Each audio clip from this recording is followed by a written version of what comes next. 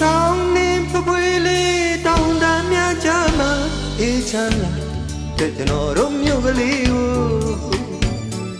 အလဲတစ်ခေါက်ရောက်လာပါလားလို့အန်ဆောင်မှုကင်းနေဒေသနာရင်မတကယ်ရင်းနှီးမဲ့စိတ်ထားရီ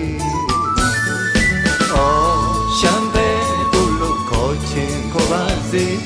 ဒါကိုပွင့်မယူနိုင်ပါဘူးလေတကယ်ဆိုရှမ်းမျိုးရဲ့ဒီမြဲတဲ့ယူရကျွန်တော်ဟာလေးရှမ်းပဲ